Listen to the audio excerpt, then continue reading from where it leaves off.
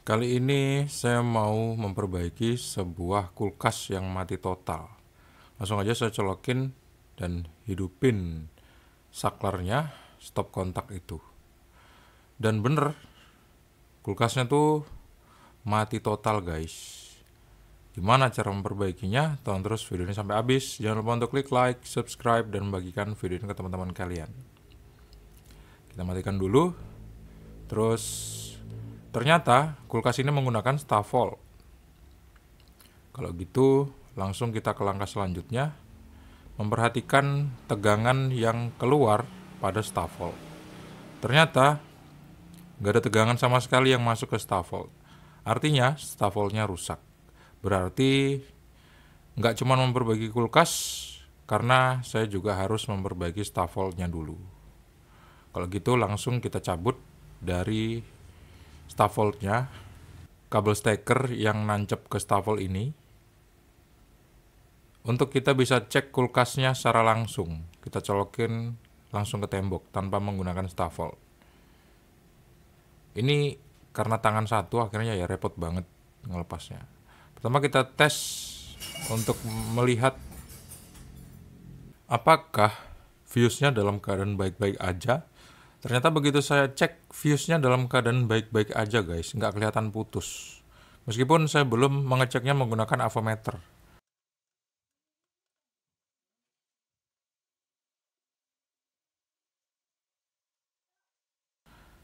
Langsung ya, coba kita bersihin bagian bawah dari kulkas. Itu biasanya ada sampah-sampah, biasanya sih tikus ya yang masukin sampah-sampah itu ke dalam sini. Selanjutnya coba kita pindahin kabel steker ini ke stop kontak pada Stavol yang satu lagi, ke sini. Kira-kira ada perubahan apa enggak? Karena nggak nyampe, jadi harus saya taruh di atas supaya bisa nyampe. Terus saya colokin ke arus listrik 220 volt untuk ngelihat kira-kira Stavolnya normal apa enggak. Ternyata juga sama aja guys. Mau dipindah atau nggak dipindah, kabel stekernya itu nggak ngaruh sama sekali karena memang Stavolnya rusak. Sebelum kita membongkar Stavol, kita harus tes dulu kulkasnya langsung seperti ini tanpa Stavol. Kita lihat hidup apa enggak kulkasnya. Ternyata saya nggak bisa ngelihat kulkasnya hidup atau nggak hidup karena ini kejepit. Saya geser tadi. Untuk itu saya pengen ngegeser kulkasnya supaya pintunya tuh bisa dibuka dengan semestinya. Seperti ini. Coba kita lihat. Hidup apa enggak dia. Kalau bagian bawah sih nggak ada lampunya. Nggak tahu, mungkin lampunya putus. Coba kita lihat di bagian atas, di freezernya itu. Ternyata hidup guys. Langsung nyala dia. Berarti memang ternyata kulkasnya nggak rusak.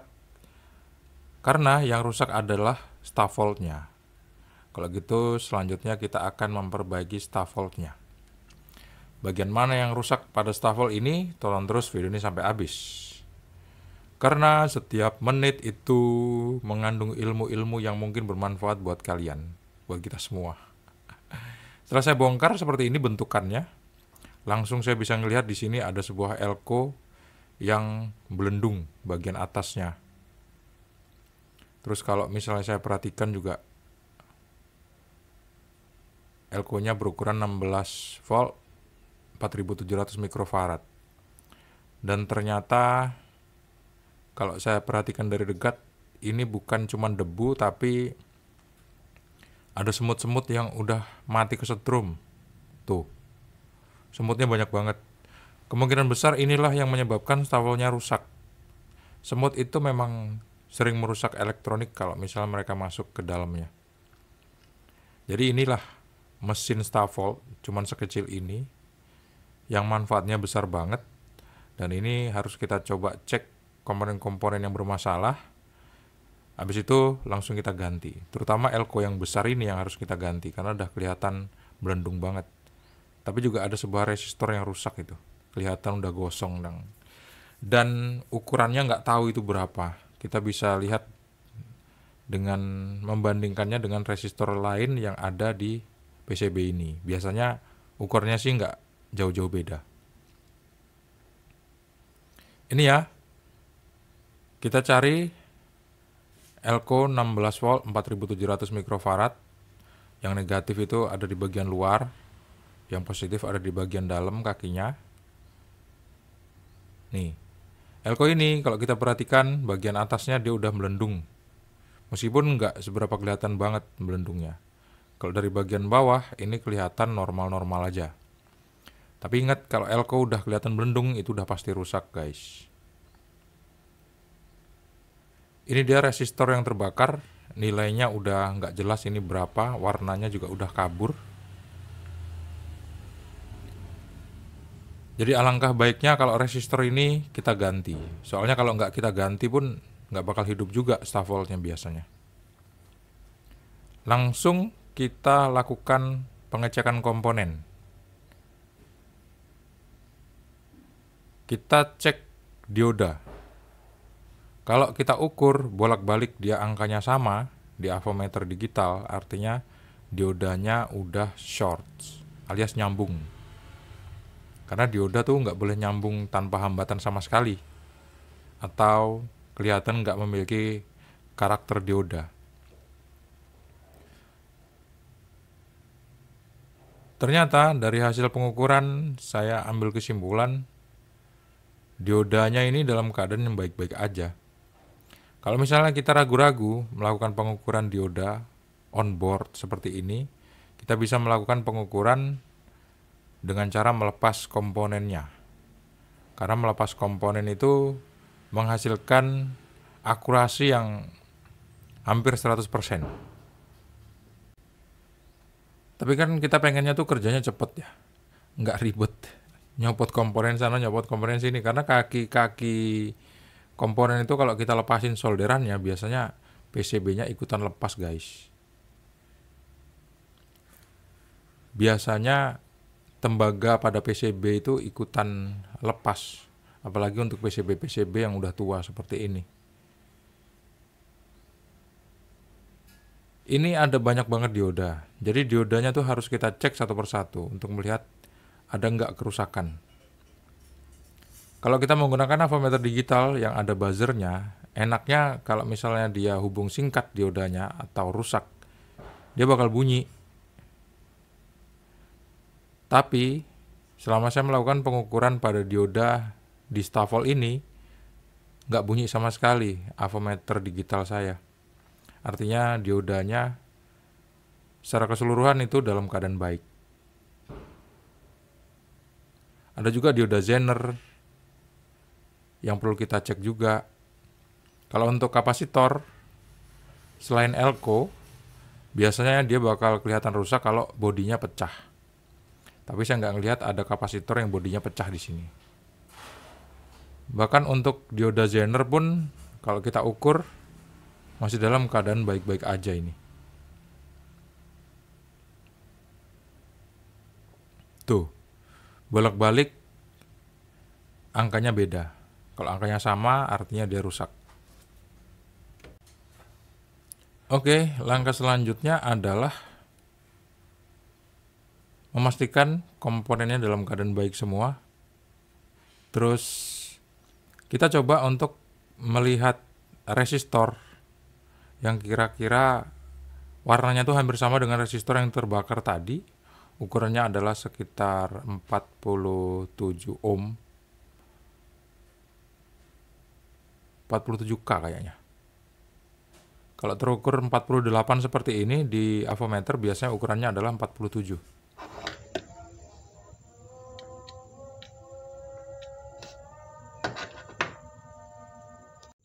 Sekarang waktunya kita cek transistor dengan tipe S8550 2 buah.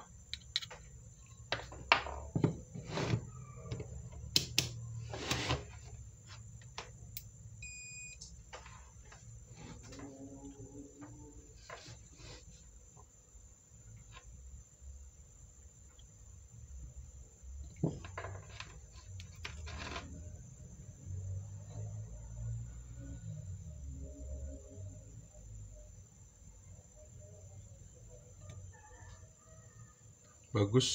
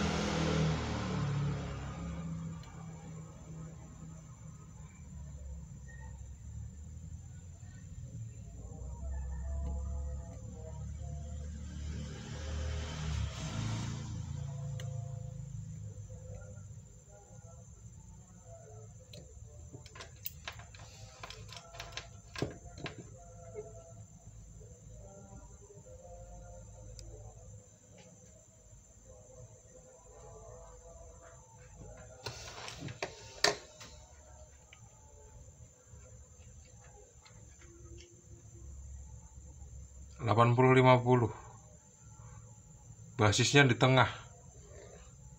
Tapi kok beda? Oh, bukan. Yang ini S8550, yang ini S8050. Beda transistor rupanya. Dua-duanya bagus. Sekarang kita cek transistor C2655. Basisnya ada di pojok sebelah kanan, kaki nomor 3.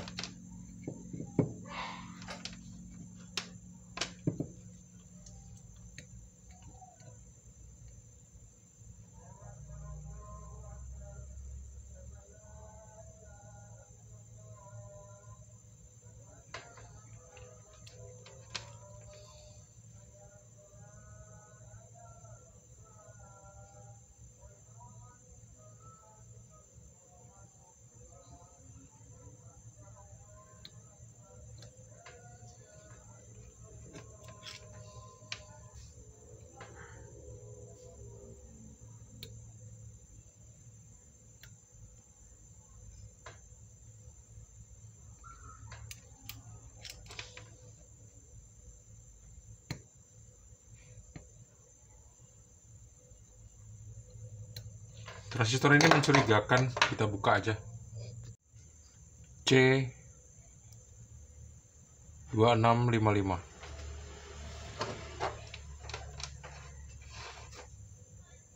Basisnya di sebelah kanan.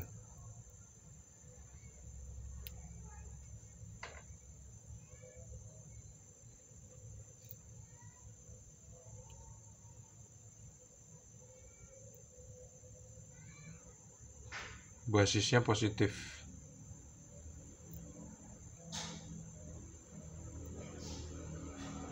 Tapi kalau dibalik,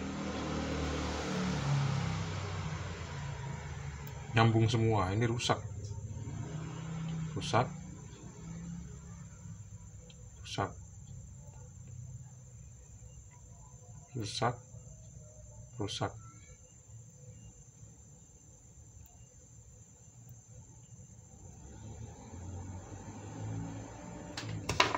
Rusak. Sekarang kita cek transistor A1020. Basisnya kaki nomor 3.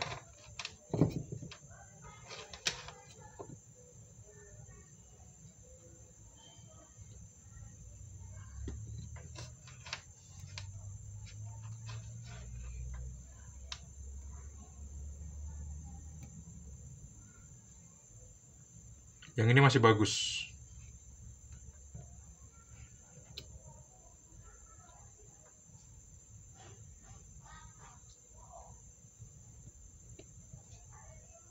Basisnya negatif.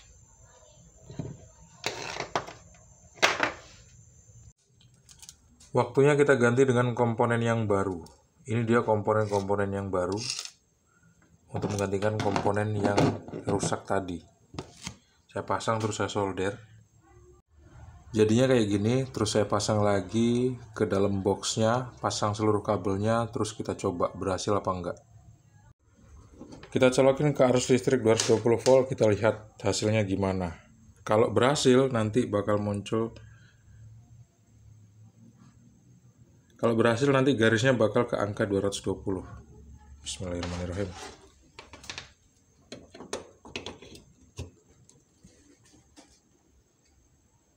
Hidup dan nggak mau ke angka 220 ternyata. Saya matikan, hidupkan lagi, nggak mau. Ternyata masih ada komponen yang rusak di sana. Kita cek fuse-nya. Walah, ternyata fuse-nya putus loh.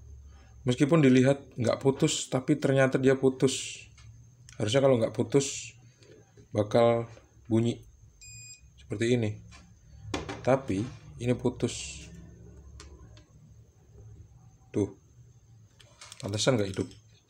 Fuse ini berukuran 250 volt 5 ampere. 250 volt 5 ampere. Tuh.